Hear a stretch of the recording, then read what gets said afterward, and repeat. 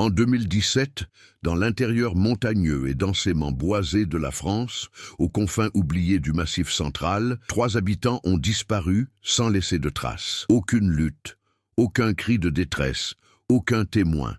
Seul le silence régnait. Le petit village de Saint-Véran-sur-Lac, isolé au milieu de collines humides et de forêts anciennes, n'était pas habitué aux tragédies inexplicables. Ses habitants menaient une vie paisible, pêche dans le lac, culture de petits potagers et tourisme saisonnier avec les randonneurs en quête de sentiers peu fréquentés. Tout suivait un rythme lent, presque immuable, jusqu'à cette semaine-là. Le premier à disparaître fut Julien Moreau, un guide local expérimenté, réputé pour connaître chaque sentier de la région comme sa poche. Parti pour une courte randonnée avec 2 visiteurs, il ne revint jamais.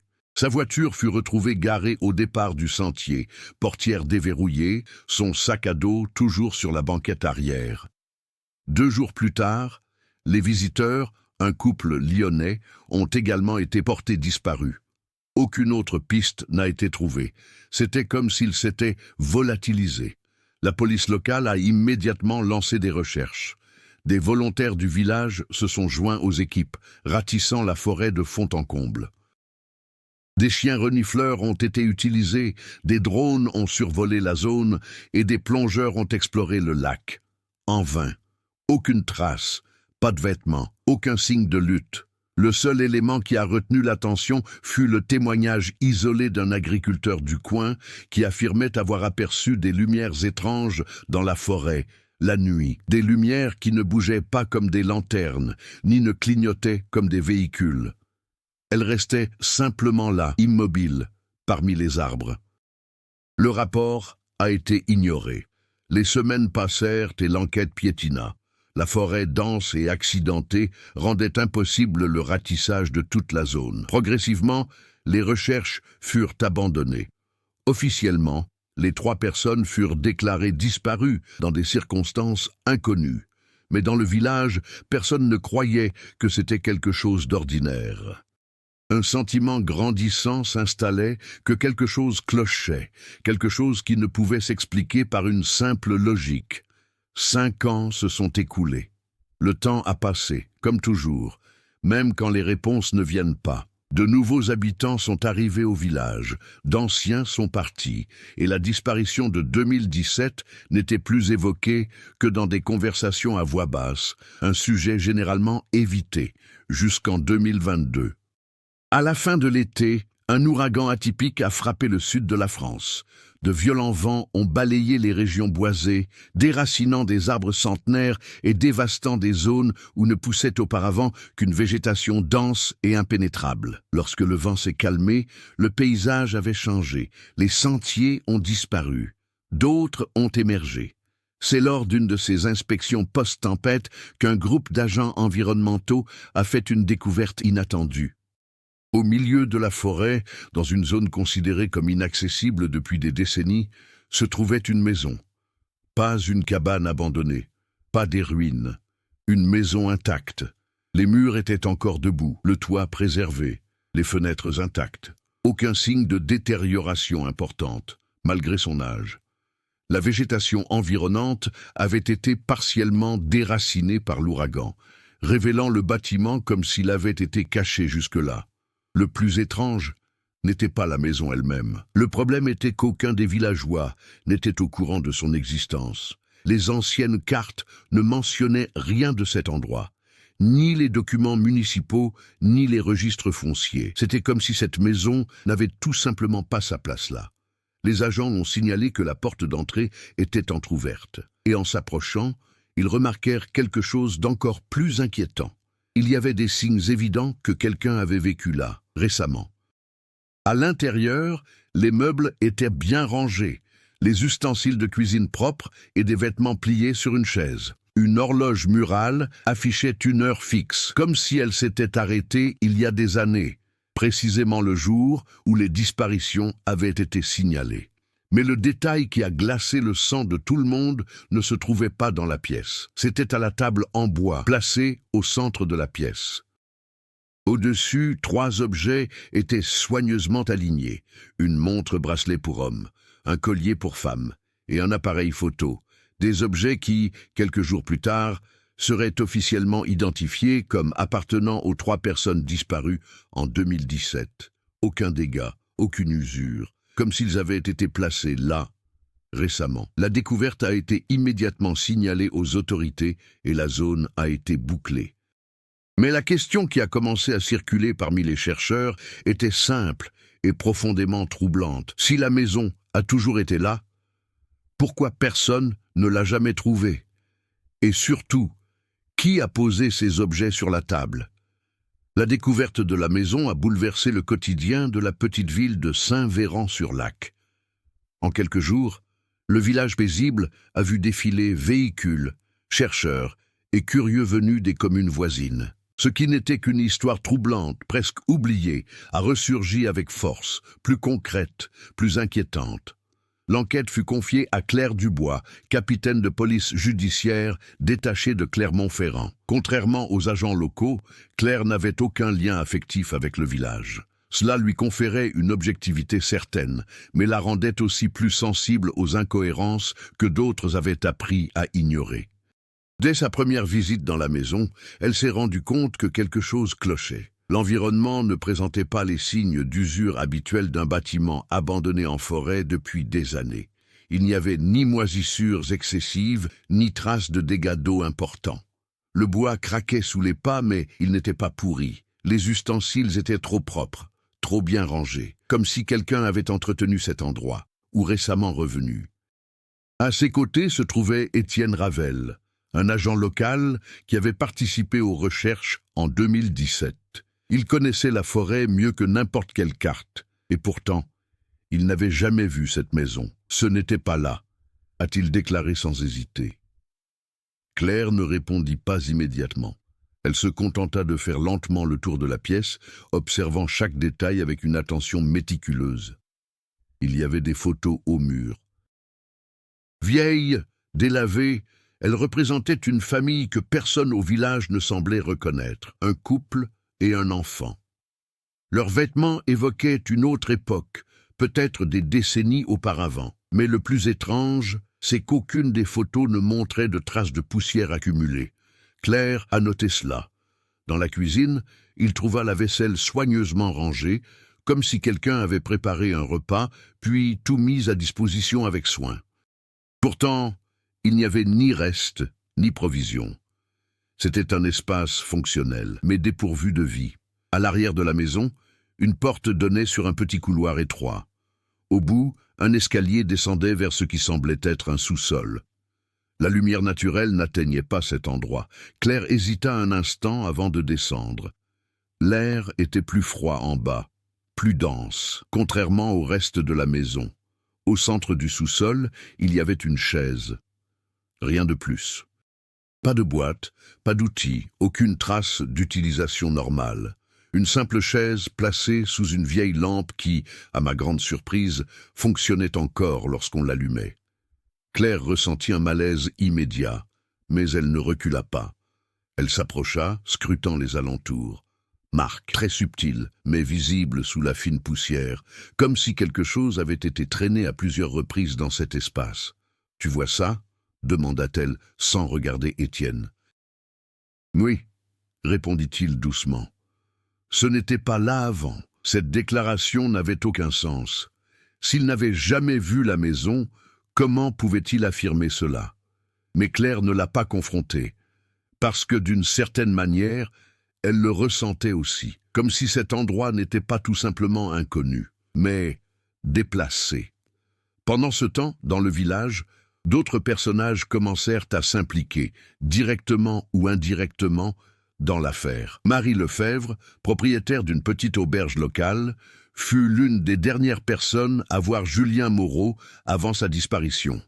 Elle rapporta alors qu'il semblait agité et distrait, contrairement à l'homme sûr de lui qui guidait habituellement les touristes.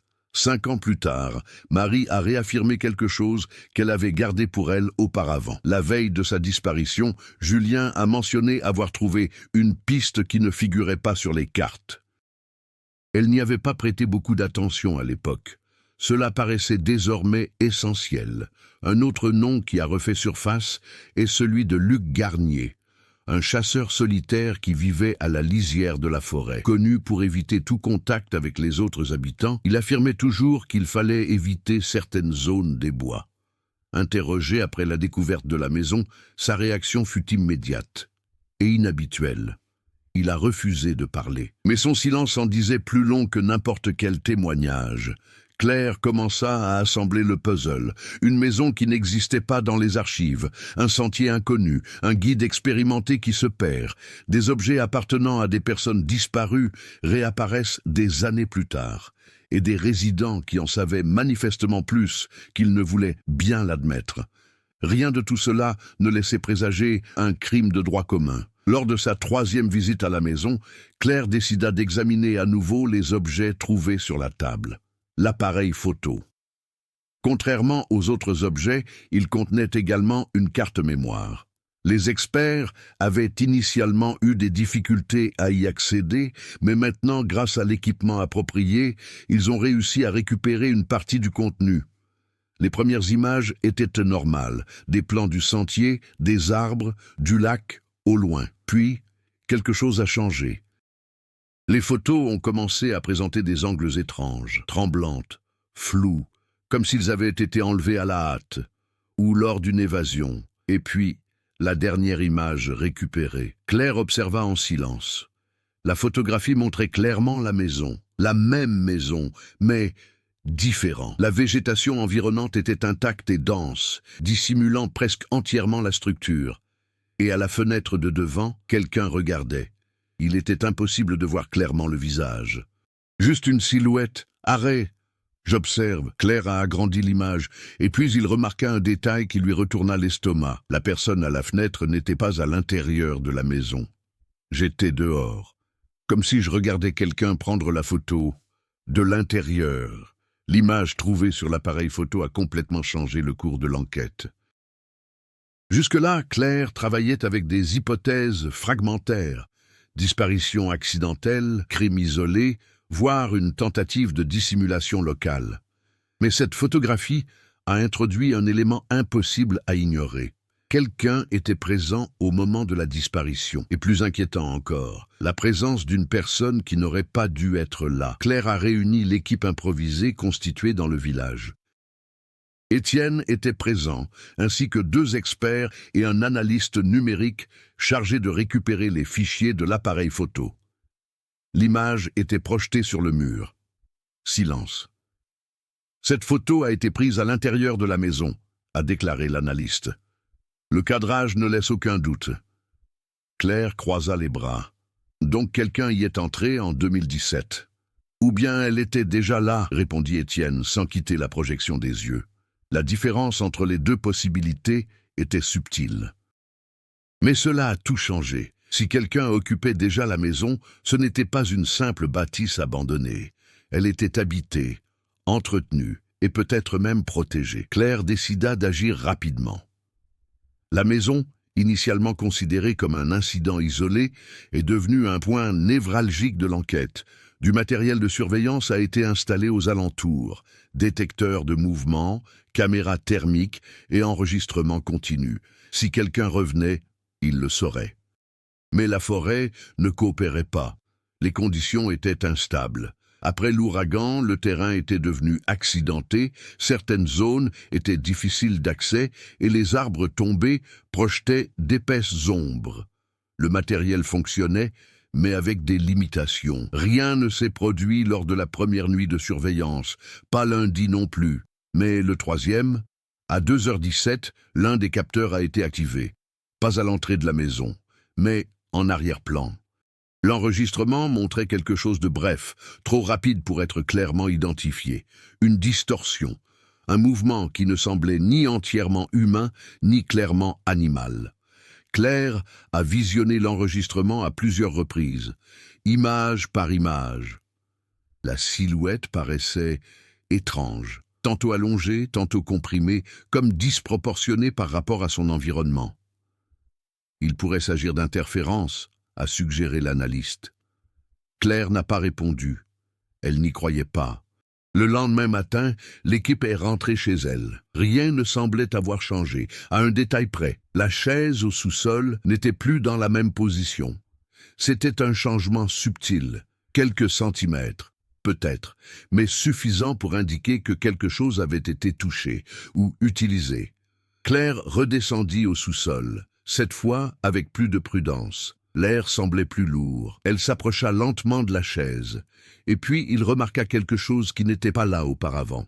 Une marque au sol récent, comme si quelqu'un était resté assis là longtemps, puis s'était levé. Elle passa la main sur la surface. Il subsistait une légère différence de température, comme si le contact avait eu lieu tout récemment. « Nous ne sommes pas seuls ici », a-t-elle finalement dit. Au-dessus, Étienne maintenait une posture rigide, visiblement mal à l'aise. « Je vous avais bien dit qu'il y avait quelque chose d'étrange dans cette forêt », murmura-t-il. Mais Claire ne s'intéressait pas à l'intuition. Elle voulait des réponses, et il décida de faire pression sur ceux qui pourraient en être détenteurs. Luc Garnier. Le chasseur se trouvait dans sa cabane, à l'extrémité de la région.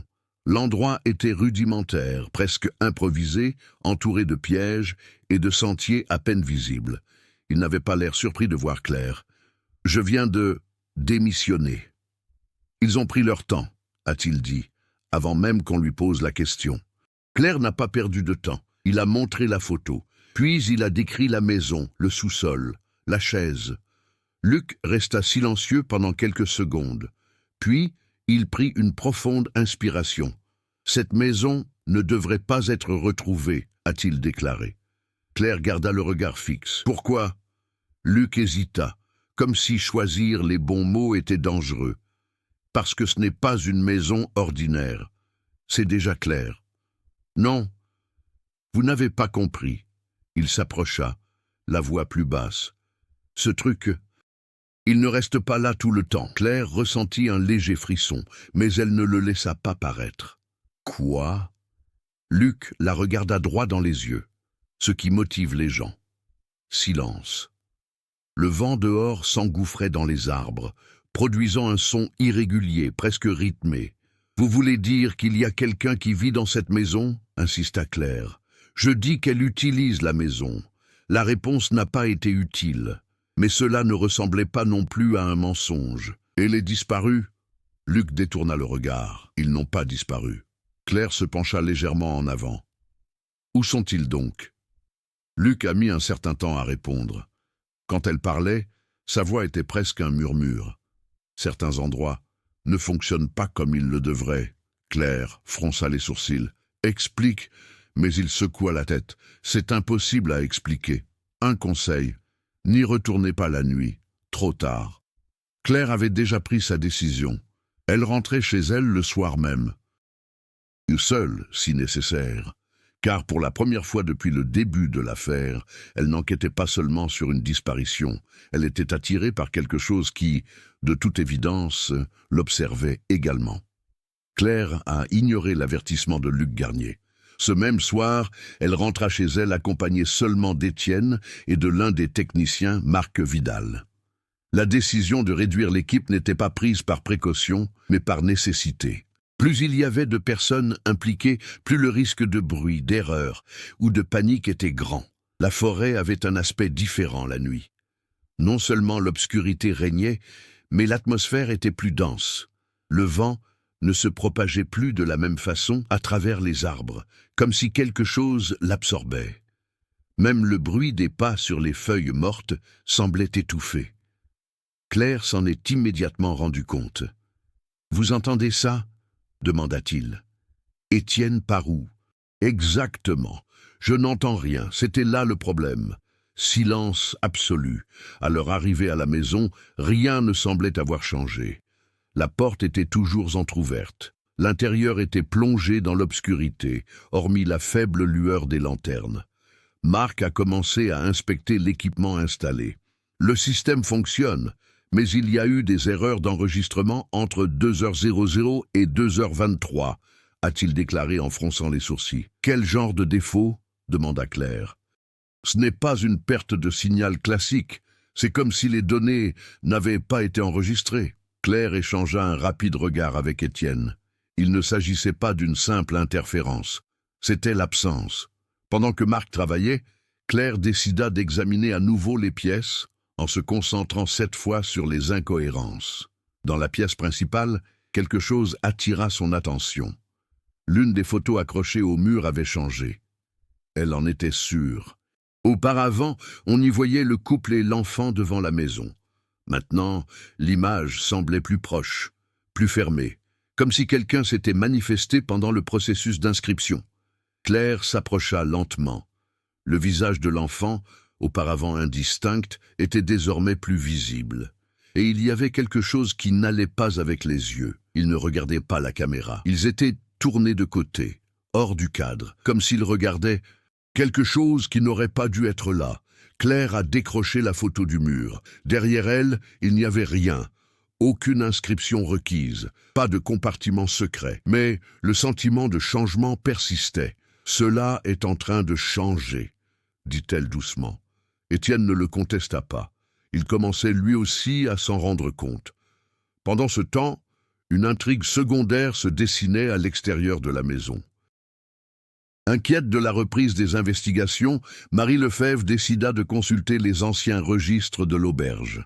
Elle tenait un carnet où elle notait les noms des clients, les dates et ses observations personnelles. En feuilletant les pages de 2017, il a trouvé quelque chose dont il ne se souvenait pas avoir écrit. Une note à côté du nom de Julien Moreau. Il n'est pas revenu seul. Marie s'est figée. C'était son écriture, mais je ne me souvenais pas avoir enregistré ce disque. Et ce n'était pas tout. Sur la page suivante, là où auraient dû figurer les noms du couple disparu, il n'y avait qu'un espace vide, comme si les noms avaient été effacés. Pas de rayures. Non supprimé, tout simplement absent. Elle referma lentement le carnet. Il y avait quelque chose de plus que ce que cette histoire laissait paraître. On était en train de le modifier. De retour à la maison, Claire décida de redescendre au sous-sol. Cette fois-ci, quelque chose était différent avant même que la lumière ne soit allumée. Il y a eu un bruit, très léger, rythmique. Elle fit signe à Étienne de se taire. Tous trois descendirent lentement. La lampe était allumée. La chaise était là. Mais il n'était pas vide. Claire s'arrêta immédiatement. Son cœur battait la chamade, mais son expression restait impassible. Pendant une seconde, une seule, elle fut certaine que quelqu'un était assis là. Sens unique, une présence. Mais l'instant d'après, il n'y avait plus rien. La chaise était vide. Marc prit une profonde inspiration. « Avez-vous vu ça ?» Claire n'a pas répondu. Elle s'est dirigée lentement vers la chaise. Il passa la main le long du dossier. Froid. Propriété. Mais le sol, les marques étaient plus profondes. Comme si quelque chose de plus lourd était resté là pendant une longue période. « Ce n'est pas qu'un lieu », dit Étienne, presque dans un murmure. « C'est un point. » Claire le regarda. « Un point concernant quoi ?» Il hésita. Je ne sais pas, mais on dirait un passage. Le mot planait dans l'air, billet. Claire ne croyait pas aux explications faciles, et encore moins aux explications surnaturelles. Mais les faits s'accumulaient d'une manière qu'il était impossible d'ignorer. Les objets réapparaissent, les dossiers sont en cours de modification, les images changent, des présences qui apparaissaient et disparaissaient. Et maintenant, la nette impression que quelque chose occupait cet espace à des moments précis. Elle remonta dans la pièce principale, essayant de rassembler ses idées. C'est alors que Marc s'écria, avec une urgence contenue. « Claire, tu dois voir ça. » Il se tenait devant la caméra récupérée. J'ai réussi à restaurer un autre fichier. Claire s'approcha. La nouvelle image apparut à l'écran. Ce n'était pas une photo, c'était une vidéo, courte, instable, enregistrée depuis l'intérieur de la maison. On y voyait Julien, clairement Julien, faire les 100 pas dans la pièce, respirant rapidement, visiblement paniqué. « Il y a quelqu'un ici », dit-il en regardant autour de lui. La caméra tremblait. Il s'approchait de la porte. Mais ensuite, cela s'arrêtait, comme s'il entendait quelque chose. Lentement, il tourna la caméra vers le couloir qui menait au sous-sol, et il murmura « Il ne veut pas nous laisser sortir ». La vidéo s'est terminée brusquement. Pas de coupe, pas de transition. C'est tout. La fin. Personne ne parla pendant quelques secondes, jusqu'à ce que Claire brise le silence. Il ne s'agit pas d'une disparition. Elle jeta un nouveau coup d'œil au bout du couloir sombre. C'est un confinement. Et pour la première fois depuis le début de l'affaire, une possibilité a commencé à se dessiner, non pas comme une théorie, mais comme une menace concrète. Et si les personnes disparues n'étaient jamais parties? Claire ne sortit pas de la maison cette nuit-là.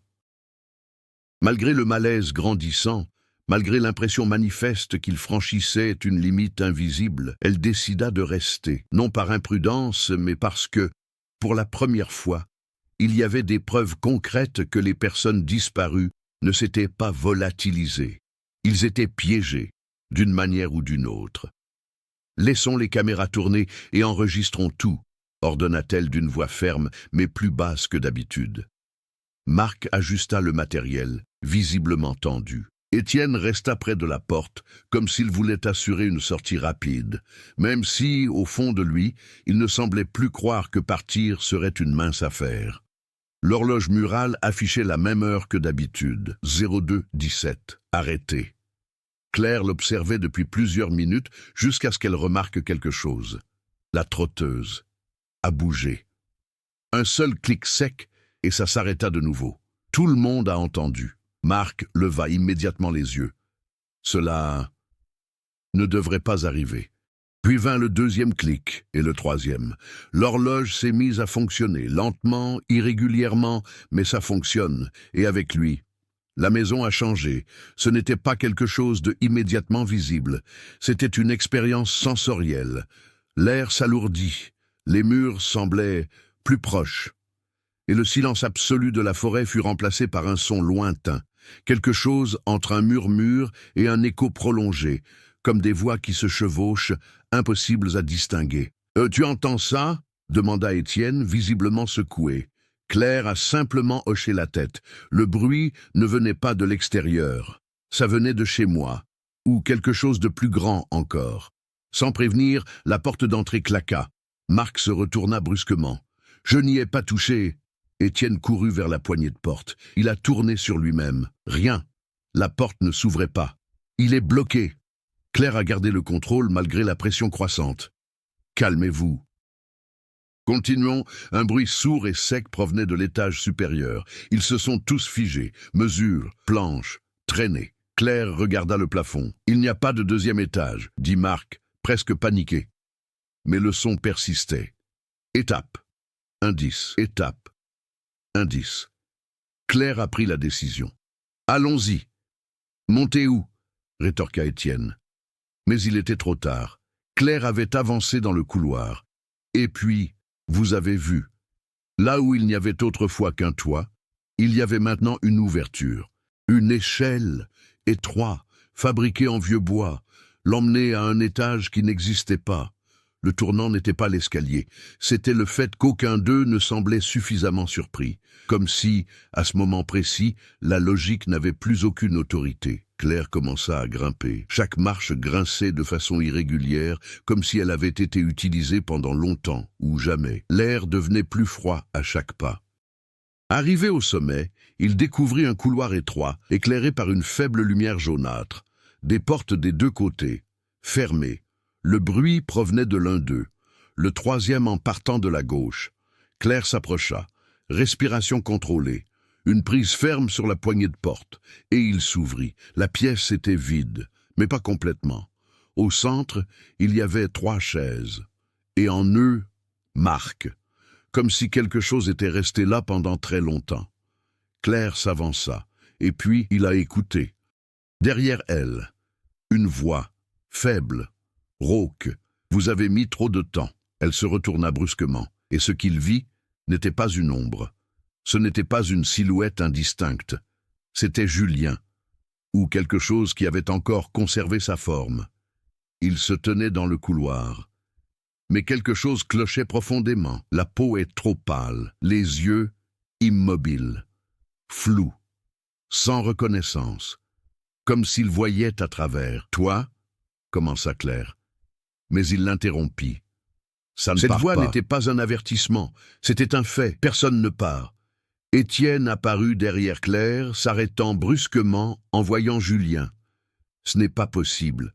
Julien inclina légèrement la tête, un mouvement anormal. Nous avons déjà essayé. Silence. Puis des bruits de pas se mirent à résonner à nouveau. Mais maintenant, de plusieurs directions. Les portes commencèrent à grincer. Ouverture lente. Claire regarda autour d'elle. Et il réalisa quelque chose qui redéfinit tout. Les chambres n'étaient pas vides. Il y avait des formulaires. Assis. Arrêt. J'observe. Un humain. D'autres, non. Puis Julien s'avança. Il n'aime pas quand tu entres. Claire ressentit le poids de la sentence. OMS? Julien sourit. Un mouvement lent, hors ligne, à la maison. À ce moment-là, toutes les lumières s'éteignirent. L'obscurité totale. Et dans l'obscurité, quelque chose bougea. Rapide, très proche, et différent de tout ce qu'ils avaient vu auparavant. Le tournant n'a pas été ma rencontre avec Julien. C'était réaliser que il ne s'agissait jamais de disparitions humaines. Il s'agissait de quelque chose qui déterminait qui restait. Et maintenant, eux aussi avaient été choisis. L'obscurité n'était pas simplement l'absence de lumière, c'était une présence.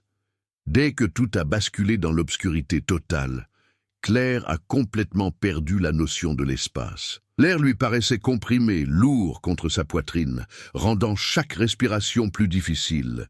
Il n'y avait aucun point de repère fiable, ni visuel ni auditif, jusqu'à ce que le premier son se fasse entendre. Un murmure, tout près de son oreille, mais dans une langue qu'elle ne reconnaissait pas. Claire recula instinctivement, tentant de garder le contrôle. Sa main se porta vers la lampe torche fixée à son gilet et elle l'alluma. Rien. Pas de lumière. « Étienne » appela-t-elle fermement, essayant d'éviter la panique. Silence. « Marc » Rien. Donc, un nouveau son. Mesure. Mais ils ne venaient pas du sol. Ils sont sortis des murs. Claire se retourna brusquement, essayant de localiser la source, mais l'obscurité était totale, trop dense même pour distinguer les contours. Et puis, dans un claquement sec, la lumière revint, mais pas comme avant. La maison n'était plus la même. Le couloir avait changé. Les murs paraissaient plus étroits, plus longs, comme si l'espace s'était étiré. Les portes avaient changé, certaines de travers, d'autres entr'ouvertes, ne laissant entrevoir que l'obscurité intérieure. Et le plus troublant, Claire était seule. Aucune trace d'Étienne, aucune trace de Marc, même pas le son de leur voix. Elle n'a pas crié, pas encore. Avançait avec précaution dans le couloir. Chaque pas semblait résonner de façon décalée, comme si le son était retardé ou provenait d'une autre direction. L'une des portes de droite était ouverte. À l'intérieur, une pièce, petit, simple, c'est familier. Claire se figea en reconnaissant l'endroit. C'était la pièce principale de la maison, mais différent, plus vieux. Les meubles étaient les mêmes, mais usés. Le bois était noirci, le tissu des chaises déchiré. La photo de famille au mur était toujours là, mais complètement décolorée. Et il y avait autre chose. Sur la viande, les 3 objets étaient toujours là, mais elles n'étaient pas intactes. L'horloge était cassée, le collier cassé et l'appareil photo ouvert, l'intérieur endommagé. Claire s'approcha lentement. Il passa ses doigts sur la surface de la table. Poussière, épais. Comme si des années, de nombreuses années, s'étaient écoulées là-bas. « Ça n'a aucun sens », murmura-t-elle. « Oui, c'est le cas. » La voix venait de derrière elle. Claire se retourna brusquement. Étienne, mais pas exactement. Il était là, immobile, mais sa posture était trop rigide. Son regard était fixe, sans ciller. « Où étais-tu » demanda-t-elle en essayant de garder son calme. « Ici » répondit-il. « Non, nous étions ensemble. » Il inclina lentement la tête. « Vous êtes arrivé plus tard. » La phrase ne convenait pas. « Ce n'est pas vrai. » « C'est comme ça que ça marche, » poursuivit-il d'une voix monocorde. « On n'y va pas ensemble. » Claire en ressentit tout le poids. « Où est Marc ?» Silence.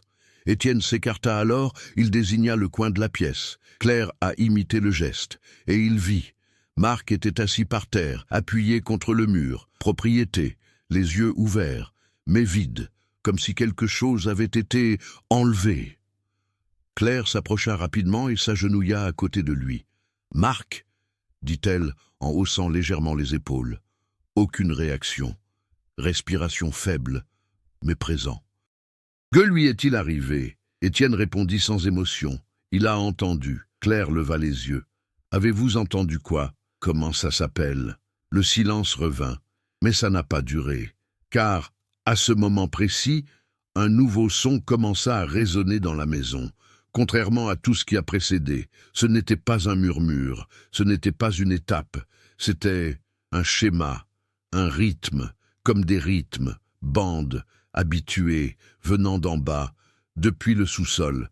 Claire se leva immédiatement. « Non », dit Étienne, laissant pour la première fois transparaître une certaine urgence. « Ne descendez pas. »« C'est de là que tout vient », a-t-elle répondu. « C'est de là qu'il écoute. » La phrase planait dans l'air.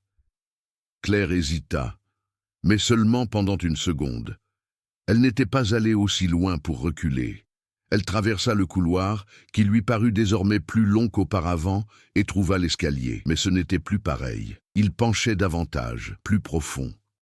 Comme si cela nous emmenait à un niveau bien inférieur à celui d'un simple sous-sol. Chaque marche descendante augmentait le volume sonore, les rythmes, plus forts, plus près. Arrivé au bout, il retrouva de l'espace, le sous-sol. Mais cela a changé, beaucoup plus grand. Les murs n'étaient plus en bois, ils étaient faits de pierre, vieux, mouillés. Et au centre, la chaise n'était plus seule, il y en avait d'autres, beaucoup d'eux, disposés en cercle, et en nœud, formulaires, assis, immobiliers. Claire sentit son corps se figer un instant, mais il a continué. Au centre du cercle, il y avait quelque chose de différent. Pas une chaise, mais il y avait une marque au sol. Profond, comme si quelque chose avait été pressé là pendant très longtemps. Et puis, sans prévenir, les coups ont cessé. Silence absolu. Claire retint son souffle, et il écouta. Un bruit derrière elle, très proche, respiration. Mais ce n'était pas la sienne. Elle se retourna lentement, et il réalisa à ce moment précis la conséquence la plus évidente de tout ce qui s'était passé jusque-là. Cela ne se passait pas seulement à la maison. Il a réagi. J'apprenais. Et maintenant, c'était plus proche que jamais. Claire n'a pas reculé. Malgré sa présence derrière elle, si près qu'elle sentait son souffle irrégulier lui effleurer la nuque, elle resta immobile une seconde de plus que son instinct ne l'aurait permis. Non par courage impulsif, mais par calcul. Jusqu'à ce moment, tous ceux qui ont réagi par la peur ont perdu. Marc l'a entendu et s'est perdu. Julien a tenté de s'échapper et s'est retrouvé coincé. La maison ne semblait pas attaquer directement. Elle était provocatrice. Je m'y attendais. Et puis, il m'a arrêté. Claire se retourna lentement. Rien. Aucune forme visible. Mais l'air devant lui se distordit légèrement, comme la chaleur sur l'asphalte, même dans ce froid ambiant. La présence était là, invisible, mais indéniable. Contrairement aux autres fois, Claire n'a pas cherché à comprendre de quoi il s'agissait. Elle a changé d'approche. Au lieu de réagir à l'environnement, il a commencé à agir sur lui. Il fit un pas en avant, entrant directement dans l'espace où j'ai ressenti la présence. L'air est devenu plus dense. Le rythme cardiaque a ralenti, non pas par calme, mais comme si quelque chose perturbait le rythme naturel du corps. « Je sais comment vous travaillez », dit-elle fermement. Aucune réponse. Mais l'environnement a réagi. Les silhouettes assises sur les chaises alentours ont légèrement bougé, quasiment imperceptibles.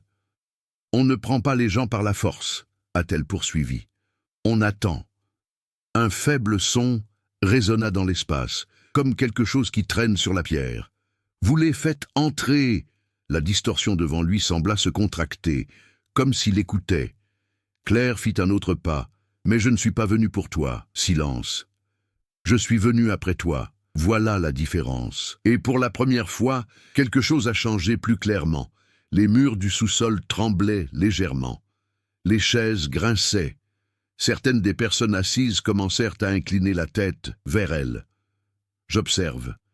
Claire prit une profonde inspiration. Elle n'essayait plus de partir. J'essayais de briser la logique du lieu. Il se tourna vers le cercle de chaises.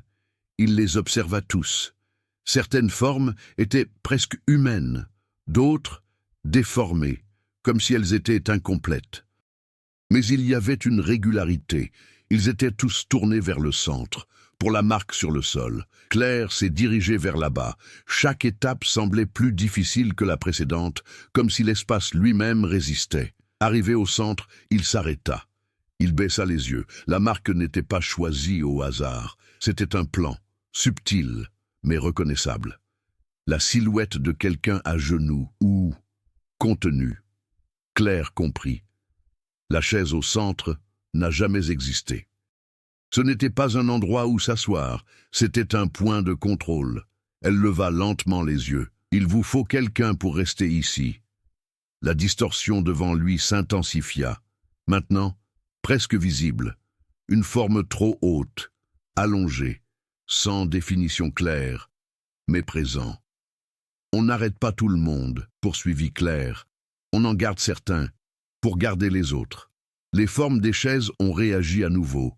Un léger mouvement collectif, comme une respiration synchronisée. Claire fit un dernier pas, se positionnant directement au-dessus de la marque. Et puis, il a fait quelque chose que personne n'avait jamais fait auparavant. Elle n'a pas pu résister. Elle est restée. Silence absolu.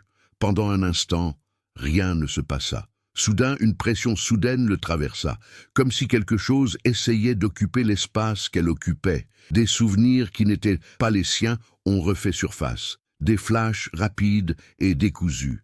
Des personnes entrent dans la maison. Perdu. Appel. En attendant. Toujours en attente. Claire serra les dents. Non. Le mot sortit doucement mais fermement. La pression a augmenté. L'environnement tout entier a réagi. Les murs vibraient. Les formes des chaises commencèrent à bouger plus intensément, comme si elles étaient tirées. Claire comprit à ce moment-là, il ne s'agissait pas d'une entité ordinaire. C'était un système, un mécanisme, quelque chose qui nécessitait un équilibre. Et elle était en train de briser cela.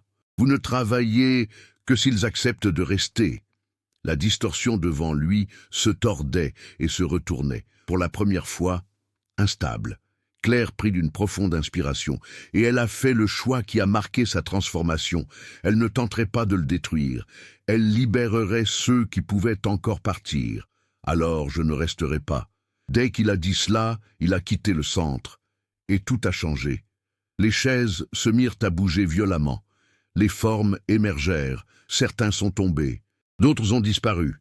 L'espace entier s'est effondré. Pas physique, mais structurel. Comme si la logique qui sous-tendait cet endroit était défaillante.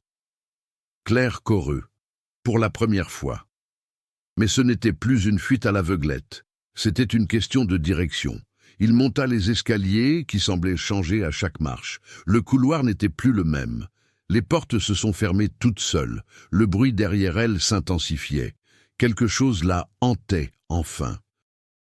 Mais elle ne s'est pas retournée. En arrivant dans la pièce principale, il vit Étienne. Cette fois, c'est différent. Il bougeait, confus, désorienté, mais consciemment.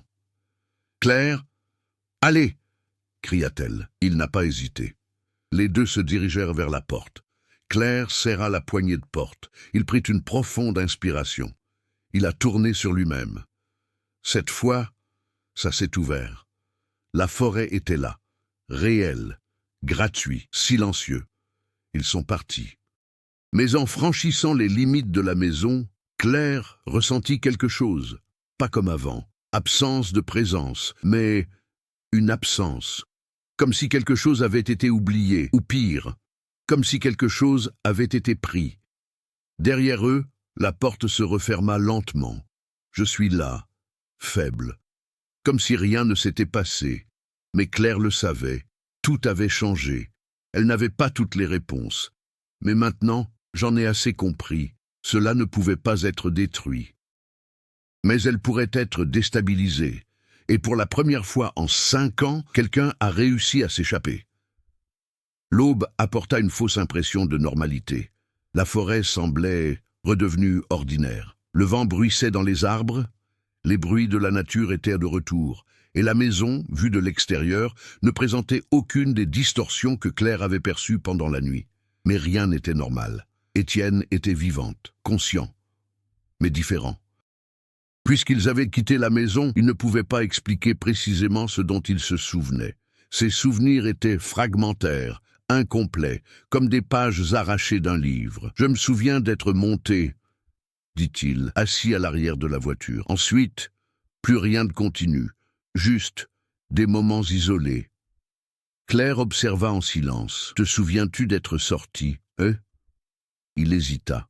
« Je me souviens de vous. » Cela suffisait. Marc, en revanche, n'a pas connu la même guérison immédiate.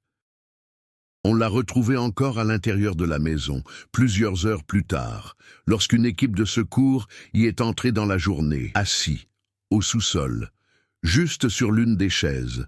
Respiration, mais complètement déconnecté. Ses yeux se déplaçaient, suivant quelque chose que personne d'autre ne pouvait voir.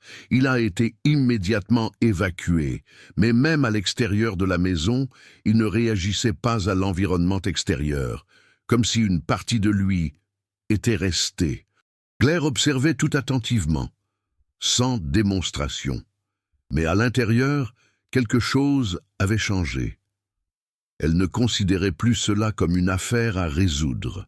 C'était un phénomène qu'il fallait contenir. Dans le village, la nouvelle se répandit rapidement. La maison n'était plus qu'une rumeur, c'était une menace confirmée. Marie Lefebvre fut l'une des premières à rechercher Claire, après avoir appris que quelqu'un avait réussi à s'échapper vivant. « Je le savais », dit-elle nerveusement.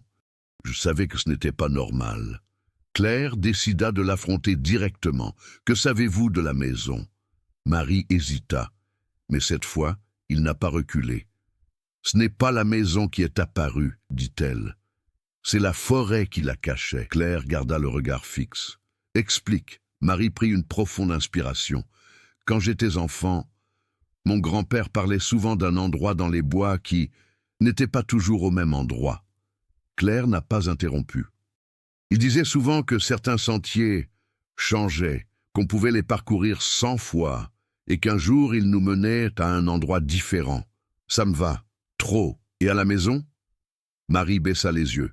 Il a dit que si vous le trouviez, vous ne deviez pas y entrer. Claire a assimilé cela, mais il n'a pas répondu, car maintenant, elle avait besoin de quelque chose de plus concret, et il savait exactement où regarder. Luc Garnier. Cette fois, elle n'est pas allée demander. Il s'agissait d'affronter. Il le retrouva dans sa cabine, mais contrairement à la dernière fois, il n'a pas cherché à l'éviter. « Vous êtes entré, » dit-il dès qu'il la vit. Claire acquiesça, et il est parti. « Oui. » Luc resta silencieux pendant quelques secondes. « Vous comprenez maintenant. » Claire s'avança. « Je comprends qu'il faut des gens à l'intérieur. » Il ne l'a pas nié, et cela peut être interrompu. Luc leva les yeux. Pour la première fois, en faisant attention. Interrompu, j'ai quitté le centre-ville. Silence. L'information lui semblait nouvelle. Personne n'a jamais fait ça auparavant, dit-il lentement. Maintenant, c'est terminé. Claire croisa les bras. Et quand je suis parti, tout a commencé à s'effondrer. Luc s'approcha. S'effondrer, comment? Perte de contrôle. Il réfléchit un instant, et puis il a dit quelque chose qui a changé le cours final de tout. Il essaiera ensuite de se rattraper. Claire plissa les yeux. Ah, comment? J'en obtiens davantage. La réponse était simple, directe. C'est inévitable. Claire a compris immédiatement. Ce n'était pas terminé. Cela était en préparation. Elle est rentrée chez elle le jour même. Mais cette fois-ci, ça n'a pas marché. Il observait de l'extérieur. Quelque chose avait changé. La porte était verrouillée, les fenêtres étaient ouvertes, et à l'intérieur, du mouvement, pas clair, non défini, mais présent, comme si la maison était vivante. Elle a ordonné l'isolement complet de la zone. Personne n'a voulu entrer, personne n'osait s'approcher, mais cette même nuit, il s'est passé quelque chose. une nouvelle piste a été découverte, surgissant de nulle part, livraison directement à votre domicile, et avant qu'il ne puisse bloquer complètement l'accès, 2 personnes du village ont disparu. Aucun témoin, aucun signe de lutte, juste l'absence. Claire est arrivée sur les lieux quelques minutes plus tard. Trop tard. Elle regarda le sentier, ensuite direction la maison, et je le savais avec une certitude absolue. Quoi que ce soit, je réagissais directement à elle. Et maintenant, je ne m'y attendais plus. Je chassais. Claire prit une profonde inspiration. Il a pris sa décision finale. Si cela nécessitait un équilibre, elle provoquerait un déséquilibre total. Mais cette fois, elle ne voulait plus sortir. Elle reviendrait. Pour conclure, Claire est retournée dans la forêt avant l'aube. Pas d'équipe. Pas de renfort, sans le dire à personne. Cette fois, aucune stratégie de confinement, aucune tentative d'observation. Tout ce qu'elle avait appris menait à une seule conclusion. Plus il y avait de personnes impliquées, plus la maison devenait puissante. Elle devait y aller seule. La trace apparue la nuit précédente était toujours là, mais ce n'était pas stable. Au fil de sa marche, Claire remarqua de petits changements sur le chemin, des arbres qui semblaient bouger subtilement, des marques au sol qui disparaissaient lorsqu'elle les regardait directement. La forêt n'était pas seulement vivante, je conduisais, et cette fois, il ne le cachait pas. La maison est apparue plus vite qu'auparavant, sans résistance, sans effort, comme s'il l'attendait. Contrairement aux autres fois, la porte était déjà ouverte, grand ouvert. Claire marqua une pause d'une seconde.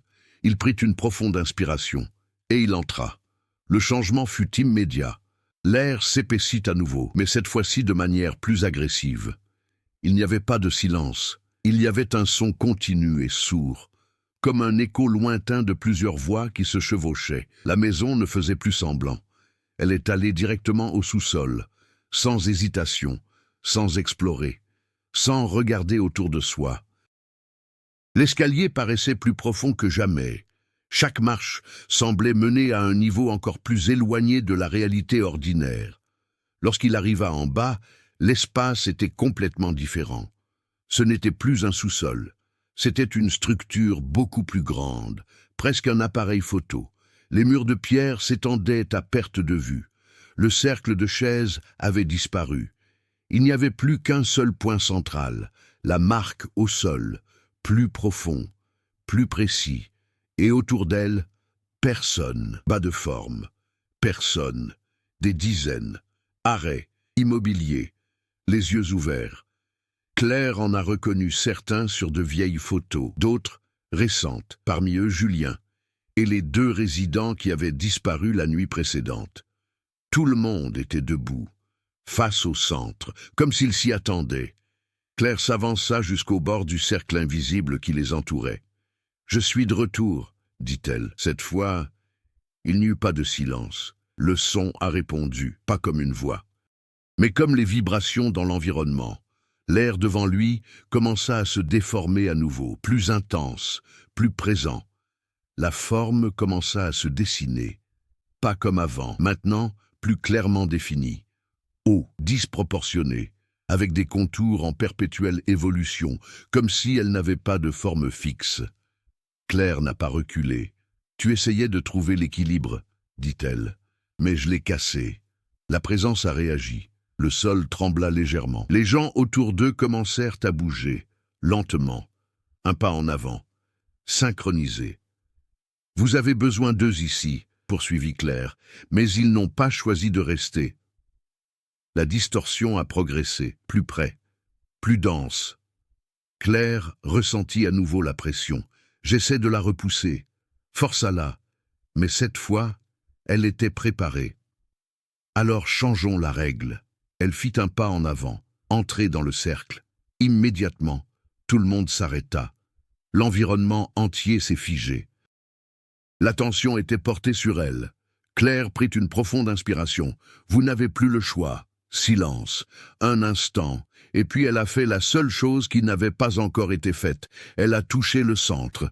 La marque au sol. Dès que sa main entra en contact avec la surface, tout se mit à bouger. Les personnes présentes ont commencé à réagir. Certains sont tombés, d'autres ont hurlé. Pour la première fois, de vrais sons humains. La présence se distordit violemment, comme si on tirait dans des directions opposées.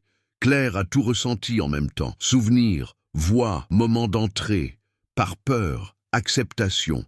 Et alors il a parfaitement compris. Il ne s'agissait pas d'une entité unique. C'était une accumulation, la somme de tout ce qui restait. Et le centre était le point de convergence de tout. Elle n'avait pas besoin de le détruire. J'avais besoin de me déconnecter. Claire appuya plus fort sur sa main. Il a terminé. Le mot résonna, pas comme le son. Mais quel est l'impact? La marque au sol commença à se fissurer, lentement au début, puis violemment. La présence a réagi. Il s'avança vers elle, mais pas comme une attaque. Pour tenter de l'empêcher, les gens autour d'eux commencèrent à se réveiller, confus, désorientés. Julien tomba à genoux, respirait comme si c'était la première fois depuis des années. Claire garda la main stable, même lorsque la pression augmentait, même lorsque l'environnement a commencé à s'effondrer. Les murs tremblaient, l'espace se distordait, toute la structure s'effondrait, la présence perdit sa forme, se brisait, diminution, ne pas disparaître. Mais la cohésion se perd. Et puis, avec un claquement sec, tout s'est arrêté. Silence. Total. Claire retira lentement sa main. La marque au sol avait disparu. Les gens autour d'eux commencèrent à bouger, en vérité, confus, mais gratuits. Julien regarda autour de lui, désorienté. Ensuite, pour Claire, « Ça fait combien de temps ?» Elle n'a pas répondu, car à ce moment-là, quelque chose est devenu clair. Cela n'avait pas été détruit. Je viens d'être interrompu. Et tandis que les gens commençaient à réagir, essayant de comprendre ce qui s'était passé, Claire jeta un dernier coup d'œil autour d'elle. La structure était toujours là, mais vide. Absence. Pas de pression. Incontrôlable. Elle avait brisé le cycle, mais j'ignorais pour combien de temps. Le soleil se levait déjà sur la forêt lorsque Claire quitta enfin la maison. Pour la première fois en 5 ans, elle ressentit autre chose que de la peur ou de la tension, du soulagement. Les arbres lui semblaient redevenus normaux, les sentiers praticables, et l'air frais et léger emplissait ses poumons. Étienne marchait à ses côtés, silencieux mais conscient, comme quelqu'un qui avait surmonté l'impossible et en était sorti indemne. Marc et Julien reprenaient peu à peu conscience et lucidité, encore désorientés, mais libérés des chaînes invisibles que la maison leur avait imposées si longtemps. Le village s'éveilla bientôt à la nouvelle. Les disparus étaient de retour. Certains avec des souvenirs fragmentaires, d'autres avec des réminiscences confuses, mais tous avec une seconde chance. Claire observait de loin, comprenant que l'équilibre était temporairement rétabli, mais que la maison existait toujours, cachée, veillant, attendant. Elle savait que le phénomène était indestructible, qu'on ne pouvait que le contenir et le comprendre. Sa victoire n'était pas définitive, mais elle était significative. Et, pour la première fois, le sentiment d'impuissance qui l'avait marqué pendant tant d'années disparut. Claire avait appris à réagir, à affronter et surtout à défier ce qui semblait indomptable. La peur n'avait pas disparu, mais elle s'était muée en vigilance, en détermination et en respect pour ce qui restait inexplicable. La forêt avait retrouvé sa quiétude, mais elle recelait un secret que seuls ceux qui oseraient l'affronter pourraient oublier. La maison serait toujours là, mais avec une fissure, un défaut, une vulnérabilité exploitable, si quelqu'un avait le courage de l'affronter. Et Claire était courageuse. 5 jours plus tard, Claire se promenait à nouveau dans la forêt. Le vent portait l'odeur humide des arbres et des feuilles, mais il n'y avait aucune trace de la maison. Elle s'arrêta dans une clairière, le regard perdu à l'horizon. Les souvenirs de la nuit de l'affrontement étaient encore vifs, mais un sentiment de maîtrise avait remplacé la peur. Étienne et les autres se remettaient, et le village reprenait son cours. Mais Claire savait que la maison existait toujours, quelque part, silencieuse, attendant la prochaine personne qui oserait croiser son chemin. Elle esquissa un sourire, certaine d'une chose. Désormais, Si quelqu'un avait le courage d'affronter l'impossible, ce serait elle. Si cette histoire de disparition, de mystère et de courage vous a captivé, partagez vos impressions avec vos proches. Dites-nous ce qui vous a le plus intrigué, les moments qui vous ont tenu en haleine et qui, selon vous, affronteraient cette maison à la place de Claire. N'oubliez pas de vous abonner à la chaîne pour suivre de nouvelles histoires passionnantes comme celle-ci et activer les notifications pour ne rien manquer des prochains épisodes. Après tout, certaines histoires ne deviennent vraiment virales que lorsqu'on les partage et qu'on participe au mystère.